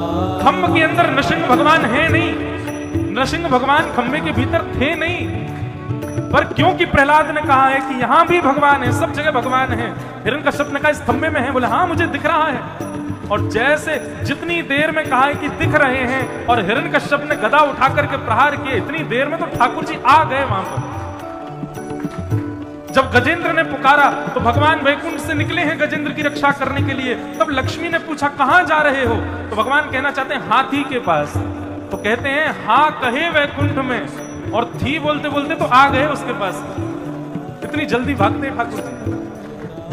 जिसको तेरा भरोसा, जिसको तेरा सहारा, जिसको तेरा भरोसा, जिसको तेरा सहारा, जिसका भी हाथ पकड़े प्रभु छूटने न दे, जिसका भी हाथ पकड़े प्रभु छूटने न दे, बांधी जो डोर उसको फिर टूटने न दे, बांधी जो डोर उसको फिर टूटने न दे। आओ हरि शरण में, आओ हरि शरण, हरि नाम सबसे प्यारा, आओ हरि शरण, हरि नाम सबसे प्यारा, जिसको तेरा भरोसा, जिसको तेरा सहारा, जिसको तेरा भरोसा, जिसको तेरा सहारा, जिसको तेरा भरोसा, जिसको तेरा सहारा, जिसको तेरा भरोसा, जिसको तेरा सहारा, वो मझधार क्या करेगा, मझधार क्या करे, क्योंकि मझधार ही किनारा, मझधार क्या करेगा, मझधार ही किनारा, जिसको तेरा भरोसा, जिसको तेरा सहारा। जिसको तेरा बोलो भक्तवत्सल भगवान की जय। प्रयागराज में एक सेठ जी थे, उनकी बहुत बड़ी संपत्ति थी, उनकी कोई संतान नहीं थी, तो उन्होंने कुंज बिहारी भगवान का मंदिर बनवा दिया। दोनों पति पत्नी मिलकर के कुंज बिहारी भगवान की सेवा करते, उन्हीं को ही अपना पुत्र मानते थे। विश्वास कितना प्रबल होता है देखो, बिल्कुल सत्य घटना है और ज्यादा 50-60 साल पुरानी घटना है। कुंज बिहारी भगवान को ही अपना पुत्र मानते थे। गांव के लोगों ने सेठ जी से एक दिन कहा कि भैया तुम्हारी इतनी संपत्ति, इतना व्यापार, इतना सब कुछ, तुम्हारा बड़ा वैभव है गांव में, कोई बालक गोद ही ले लो, उसके नाम सब कर जाना। सेठ जी बोलते अरे बालक की क्या जरूरत है, कुंज बिहारी मेरे पुत्र हैं, सब इन्हीं का है, जितनी खेती बाड़ी, जितनी संपत्ति, जितना सब कुछ इनके नाम कर दूंगा। एक वयोवृद्ध हंस करके कहने लगा, बोले संपत्ति तो इनके नाम कर जाओगे, पर पुत्र के और भी काम होते हैं, वो कौन करेगा? बोले तुम्हारे कौन करेगा? बोले हमारे तो पुत्र हैं। बोले मेरे पुत्र कुंज बिहारी हैं, वो करेंगे मेरे सारे काम। बोले अरे काम तो सुनो। बोले बताओ। बोले पिता की मृत्यु पर पुत्र आकर के अंतिम संस्कार करता है, तुम्हारे कुंज बिहारी करेंगे तुम्हारा संस्कार। एक क्षण के लिए कुंज बिहारी की ओर देखा और नेत्रों में आंसू भर आए सेठ जी के। बोले कि मैं देखने के लिए बैठा तो नहीं रहूंगा तब, पर तुम लोगों को दिखेगा, मेरा संस्कार यही करेंगे आकर के। कह दी उन्होंने बात, सबने मजाक में ले ली, चले गए। 20-22 वर्ष बाद जाकर के सेठ जी की मृत्यु हुई। और जब मृत्यु हुई तो कोई तो था नहीं उनके परिवार में। गांव के लोगों ने अर्थी बनाई, गांव के लोगों ने सब काम किए, गांव के लोगों ने चिता बनाई। बस उन सेठ जी का एक काम था कि वो शाम को गांव के सारे बच्चों को बैठा करके सबको रेवड़ियां बांटते थे, किसी को कुछ देते थे, मीठा खिलाते थे, सबसे बहुत प्रेम था। तो सब बच्चे उनकी शव यात्रा में गए और सब बच्चे खूब रो रहे थे। उन्हीं बालकों में एक छोटा सा बालक, जब चिता पर सेठ जी का शरीर रख दिया तो वो बालक उनके पैर के अंगूठे को पकड़ करके गए, सेठ जी आप अब मुझे दूध कौन पिलाएगा, रात में मुझे बैठा के दूध कौन पिलाएगा, सेठ जी मुझसे बातें कौन करेगा, सेठ जी मुझे कौन भोग लगाएगा। गांव के लोग बोले सेठ जी का बच्चों से बड़ा प्रेम है, भैया एक काम करो इन्हीं बालकों में किसी से अंतिम संस्कार करवा दो सेठ जी का। 20-22 साल पहले सेठ जी ने कहा था, किसी को इतना याद भी नहीं, तो वही बालक जो अंगूठा पकड़ के रो रहा था उसी बालक को अग्नि दे दी, बोले तुम ही संस्कार करो, बता दिया, उन्होंने संस्कार किया। संस्कार के बाद सब लोग बोले भैया यमुना जी में स्नान करो, एक एक गोता लगा के अपने अपने घर चलो। सबने गोते लगाए, जैसे ही उस बालक ने गोता लगाया सब बाहर आ गए, लेकिन वो बालक बाहर नहीं आया। खूब ढूंढा गोताखोरों ने, लेकिन बालक नहीं मिला जमुना जी के अंदर। तब वयोवृद्धों को याद आया, बोले सेठ जी कहते थे मेरा संस्कार तो कुंज बिहारी करेंगे। अरे भाई दौड़ करके चलो सेठ जी के मंदिर में कुंज बिहारी है कि नहीं, देखो वहां जाकर के। सब दौड़ करके गए तो क्या पाया, कुंज बिहारी तो खड़े थे, पर सिर से लेके पैर तक जितने वस्त्र थे सब यमुना जी के जल चुचा रहा था सबसे।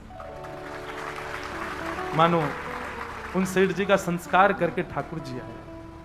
ठाकुर जी किसमें विराजमान है? विश्वास, भरोसा। भरोसा होगा, मानो तो मैं गंगा मां हूं, ना मानो तो बहता पानी। विश्वास है तो जगन्नाथ है, विश्वास नहीं है तो दारू, दारू ब्रह्म है, लकड़ी के समान है।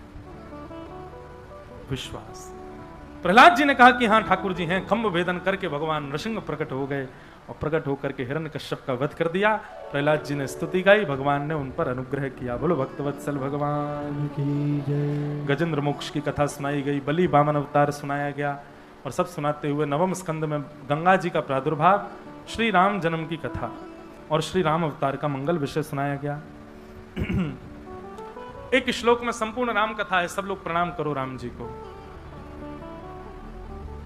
गुरुवर थे त्यक्त राज्यो व्यचरित अनुवनम पद्म पद्भ्याम प्रियाया पाणिस्पर्शा क्षमाभ्याम रजत पथरुजो यो हरीन्द्रानुजाभ्याम वैरूप्या शूर्पणख्या प्रिय विरहरुषारोपित भ्रूविजम्भ तस्ताब्धिर्बद्ध सेतु खलदवदहन कौशलेन्द्रोवतान्न। बोलो राजा रामचंद्र भगवान की जय। भगवान श्री राम का मंगल विषय यहां सुनाया गया। 2 अध्यायों में श्री राम कथा सुनाई गई, तत्पश्चात यहां पर चंद्रवंश की कथा सुनाई और उसी चंद्रवंश में प्रकट हुए भगवान श्री कृष्ण। अब यहां से 10वां स्कंद प्रारंभ होता है कि कथितो वंश विस्तारो भवता सोम सूर्ययो राज्ञां चोभय वंशानां चरितम परमाद्भुतम। 2 श्लोकों में संपूर्ण कृष्ण कथा सुनाकर के श्री सुखदेव जी महाराज विश्राम ले लिए। परीक्षित जी ने चरणों में प्रणाम करते हुए कहा, भगवान 2 श्लोकों में आप कृष्ण कथा मत सुनाओ।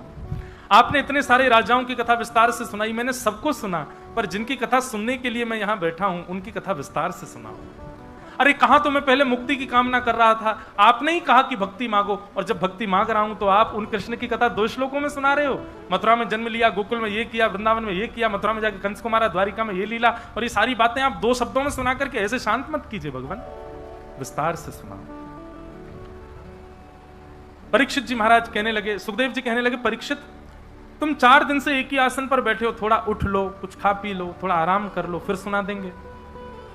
सुखदेव जी महाराज कहते हैं, भगवान अब मुझे भूख प्यास नहीं लगती, मुझे नींद नहीं आती है। वास्तव में सोने पर व्यक्ति को जो ऊर्जा प्राप्त होती है, भोजन करने पर जो बल प्राप्त होता है, जलपान करने पर जो शीतलता मिलती है, वो ऊर्जा, वो बल, वो शीतलता मुझे आपकी वाणी में प्राप्त हो रहा है। अब मुझे किसी अन्य की आवश्यकता नहीं।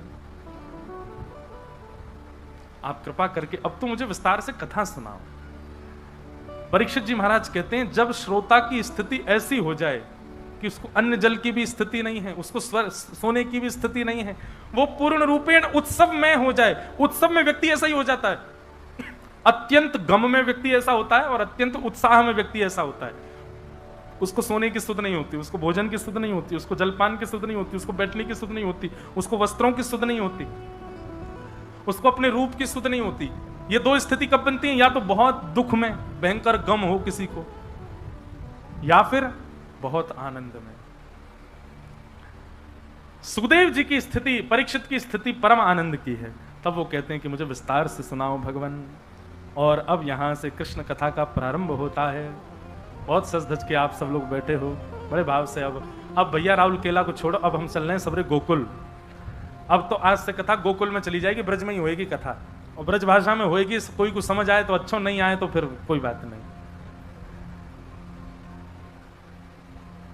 वसुदेव गृहे साक्षात् भगवान पुरुष परः जनिष्ये तत्प्रियार्थम सभवन्तु सुरस्त्रियः। भगवान ने आकाशवाणी करके पृथ्वी को बता दिया कि तुम चिंता मत करो पृथ्वी, तुम्हारे भाल को हल्का करने के लिए हम वसुदेव के घर पुत्र श्री कृष्ण बन करके आएंगे। यहां पर मथुरा के राजा उग्रसेन के बेटा का नाम है कंस, और उग्रसेन के छोटे भाई देवक की बेटी का नाम है देवकी। तो मतलब अपने चाचा की बेटी का ब्याह कंस ने वसुदेव जी के साथ में करा दिया। वसुदेव जी के साथ देवकी का ब्याह हुआ, और उस ब्याह के उपरांत कंस विदा करने के लिए जा रहा था। तभी देवताओं ने आकाशवाणी करके कहा, कंस, इसी बहन को जिसको तुम विदा करने जा रहे हो, इसी का 8वां गर्भ तुम्हारा काल होगा। जैसे ही सुना काल होगा, तुरंत उसकी मनस्थिति बदल गई।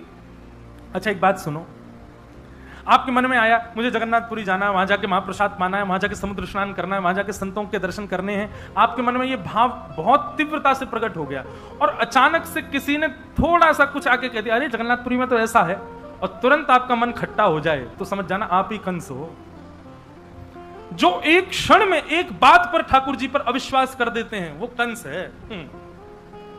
लेकिन कोई कितना भी कुछ कहता रहे, आपके तन पर, आपके चित्त पर उसका कोई प्रभाव ना पड़े। ठाकुर हमरे रमण बिहारी, हम हैं रमण बिहारी के, साधु सेवा धर्म हमारा, काम न दुनियादारी से। कोई भला कहे चाहे बुरा कहे, हम हो चुके रमण बिहारी के, साधु सेवा धर्म हमारा, काम न दुनियादारी से। ठाकुर हमरे रमण बिहारी, हम हैं रमण बिहारी के। भैया ठाकुर जी के प्रेम में और संसार प्रेम में अंतर कहां रहा? आपका ब्याह पक्का होगा, किसी ने आके कहा अरे लड़का तो ऐसा है, और आपने तुरंत ब्याह तोड़ दिया, तो संसार की बात है। संसार में ये कर सकते हो, आपके अनुकूल व्यक्ति नहीं उसको छोड़ सकते हो, पर एक बार ठाकुर जी के हो गए, उसके बाद ठाकुर जी पर संशय होना, ये तो राक्षस बुद्धि है। आपसे किसी ने आकर के वृंदावन की बुराई कर दी, आपसे किसी ने आकर के कथा कहने वालों की बुराई कर दी, और आपने कथा में जाना ही बंद कर दिया उसकी वजह से। आप ही तो कंस ने भी तो यही किया था, अपनी बहन को विदा करने जा रहा था, अच्छा काम कर रहा था। देवताओं ने केवल इतना कह दिया, इसी बहन का 8वां गर्भ तेरा काल होगा। बोले मैं बहन को ही मार दूंगा, तो गर्भ होगा ही नहीं। ये कंस नहीं है तो कौन है?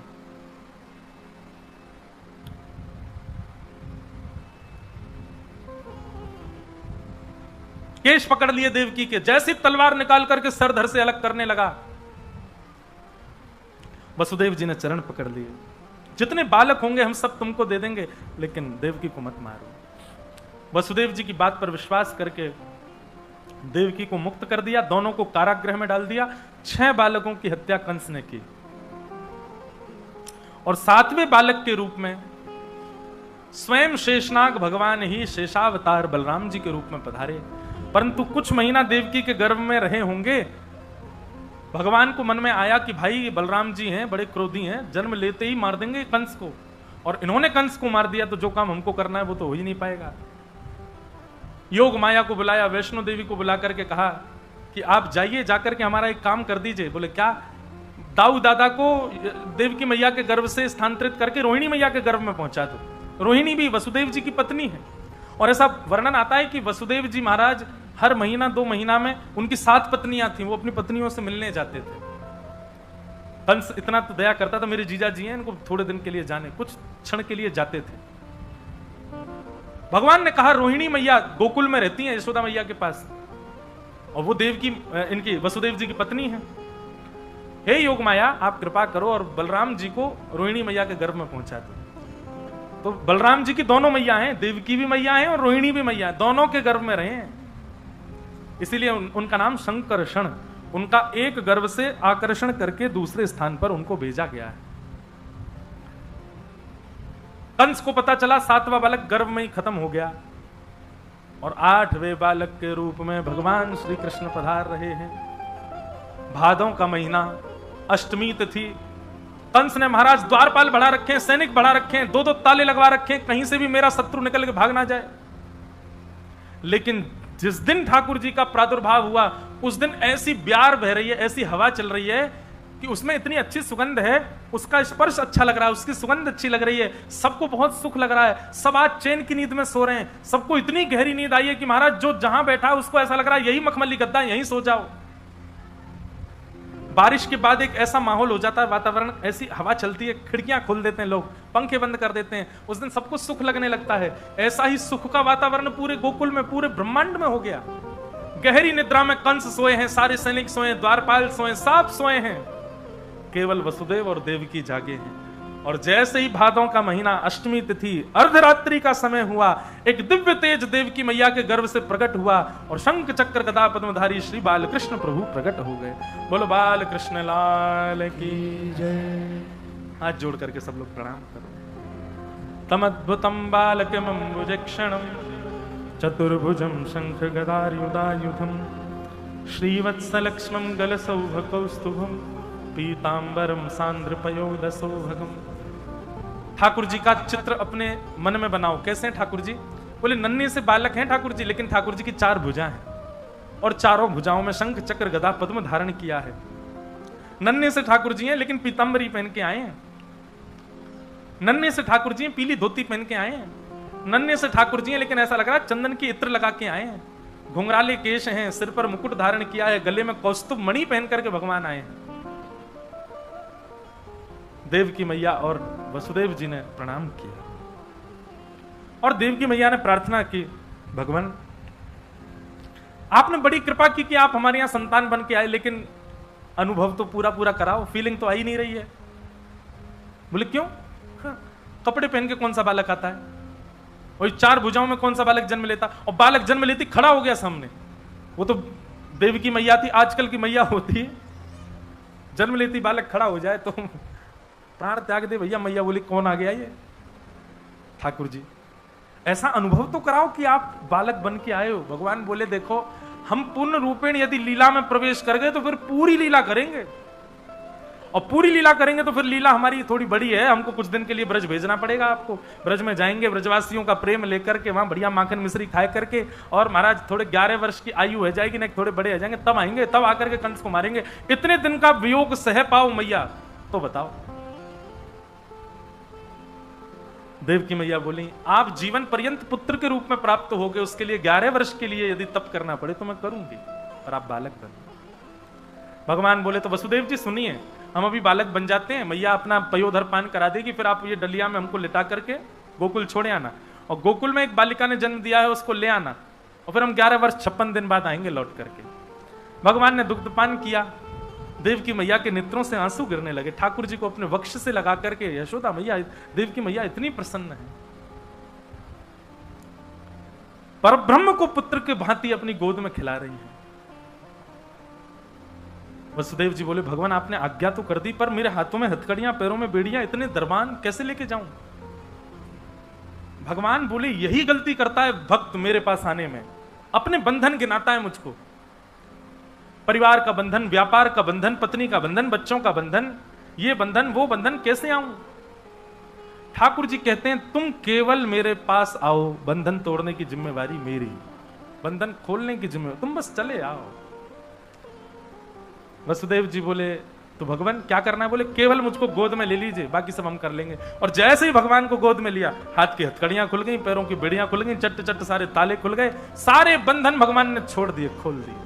यही करते हैं, आप बंधन मत गिनाओ ठाकुर जी को। ठाकुर जी हमारे पति से कहो ना हमको आन दिया करें, ठाकुर जी हमारी पत्नी को आप अपना भक्त बना लो, हमारे बच्चे आपके पास आते हैं तो ऐसा कहते हैं माता जी पिता ही पागल हो गए, बच्चों की वजह से हम नहीं। अरे ये सारे बंधन मत गिनाओ ठाकुर जी को, आप केवल चले जाओ। बाकी सुधारने संवारने की जिम्मेवारी ठाकुर जी की है। ठाकुर जी देख लेंगे बंधनों को। वसुदेव जी लेकर के ठाकुर जी को जा रहे हैं गोकुल की ओर। मंदम मंदम जलधारा, मंदम मंदम जलधारा गिर रही है और मानो देवता आकाश में कह रहे हो, स्वागतम कृष्णा, स्वागतम कृष्णा, स्वागतम कृष्णा, स्वागतम कृष्णा, ओ स्वागतम कृष्णा, स्वागतम कृष्णा, स्वागतम कृष्णा, स्वागतम कृष्णा, स्वागतम सुस्वागतम शरणागतम कृष्णा, स्वागतम सुस्वागतम शरणागतम कृष्णा, स्वागतम सुस्वागतम शरणागतम कृष्णा, स्वागतम सुस्वागतम शरणागतम कृष्णा। बोलो कृष्ण कन्हैया लाल की। कृष्णा, स्वागतम कृष्णा,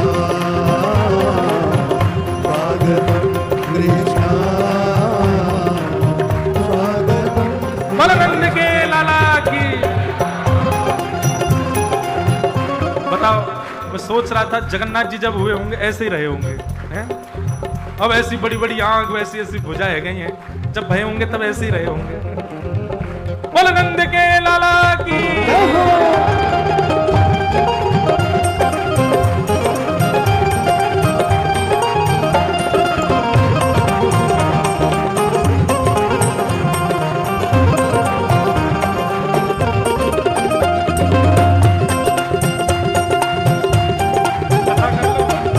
क्यों कह रहे हैं मैं ही कथा करूंगा?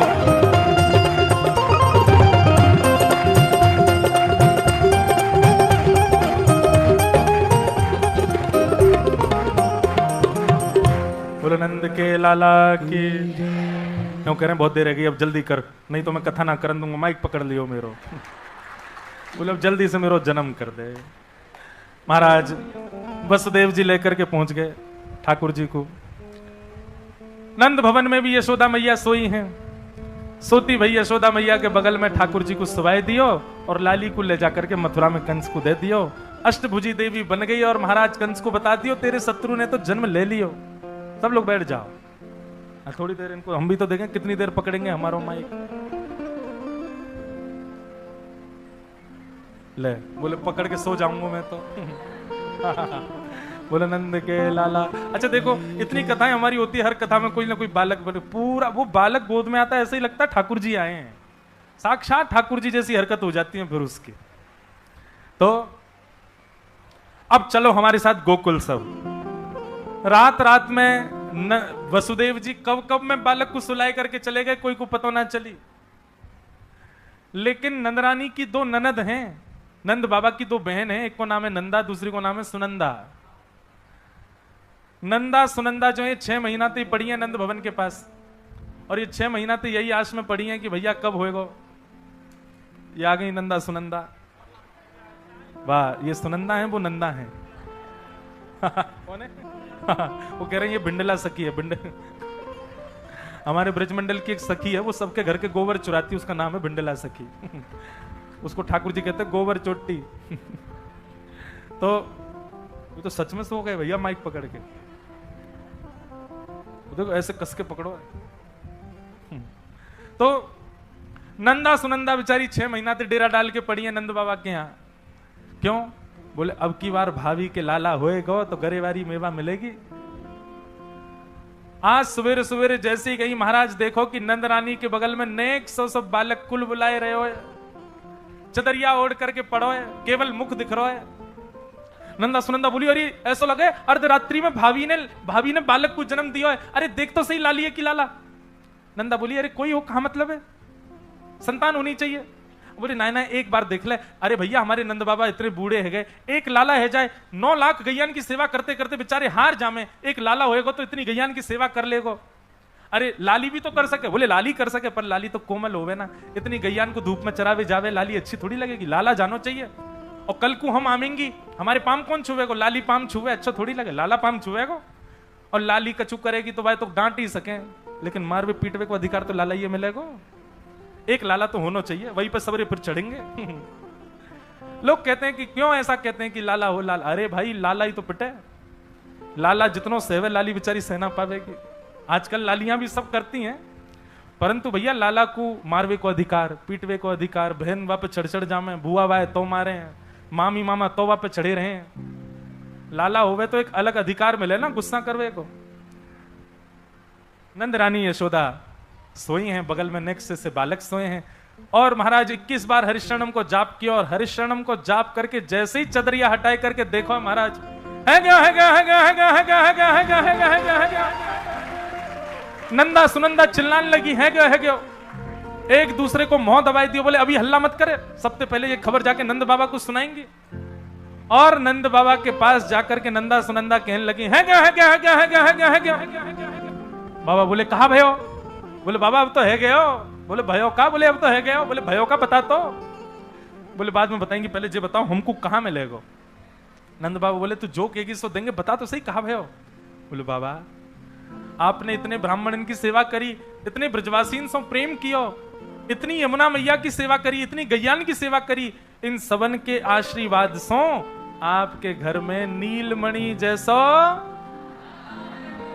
नीलमणि जैसा, ऐसे बोले, अरे उत्साह में बोलो, नीलमणि जैसा लाला जायो है, बधाई हो। इतनी रूखी बधाई हम ब्रजवासी कभी ना ले में। अरे जोर की बधाई दो, बधाई हो, नेक और जोरते बधाई हो। एक बात कहते हैं, जे उड़ीसा जिनकी बदौलत चल रहा है ना, उनको जन्म भयो है, तो नेक नेक जोड़ते आओ भाई। हमारे लाला की वजह से उड़ीसा को नाम है, बधाई हो श्री जगन्नाथ महाप्रभु की। आहा महाराज देखो छोड़ दियो, बधाई हो सुनते ही छोड़ दियो माइक। ले ठाकुर जी ने बधाई में माइक दियो, ले कर ले कथा। अब तो महाराज नंद बाबा ने जाकर के जमुना जी में स्नान किया, पीलो चंदन लगाया, खूब सुंदर तैयार हुए, पूरे ब्रजमंडल में हवा की तरह बात फैल गई। अब आप लोग एक बात ध्यान से सुनो, जगह है छोटी, एक दूसरे पे गिरना नहीं, लेकिन उत्सव में कोई कमी छोड़ना नहीं, चश्मा संभाल करके और अपने कीमती सामानों को संभाल करके सब नृत्य करना। बीच में कैमरा लग रहा, इसको बख्श देना, इसको बधाई के रूप में ले मत जाना, और पंखा वंखा किसी पे गिर मत देना। और जो लोग ऊपर माताएं बैठी, आप बैठी ही रहना। हो ब्रज में है रही जय जयकार, नंदघर लाला जायो है, ब्रज में है रही जय जयकार,